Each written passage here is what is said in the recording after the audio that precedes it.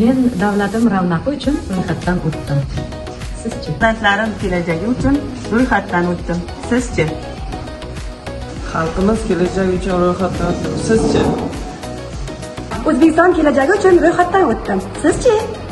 Yurtimiz ravnaqi uchun ro'yxatdan o'tdim. Sizchi? Men yurtimiz ravnaqi uchun ro'yxatdan o'tdim. Sizchi? Yurtimiz ravnaqi uchun, farzandlarimiz kelajagi uchun ro'yxatdan o'tdim. Sizchi? Davlatimiz ravnaqi uchun, farzandlarimiz kelajagi uchun ro'yxatdan o'tdim. Sizchi? Yurtimiz ravnaqi uchun ro'yxatdan o'tdim. Sizchi? Men vatanim farovonligi uchun ro'yxatdan o'tdim. Sizchi? Men vatanim ravnaqi uchun ro'yxatdan o'tdim. Sizchi? Biz yurtimiz kelajagi, o'quvchilarimiz kelajagi uchun ro'yxatdan o'tdim. Sizchi? Men farzandlarim kelajagi uchun ro'yxatdan o'tdim. Sizchi?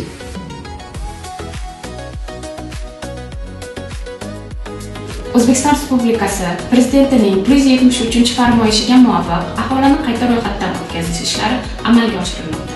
Shu jumladan Yashnobod tumani 255-maktabda ham pedagog va ishchi xodimlari to'liq ro'yxatdan o'tdi. Siz ham ro'yxatdan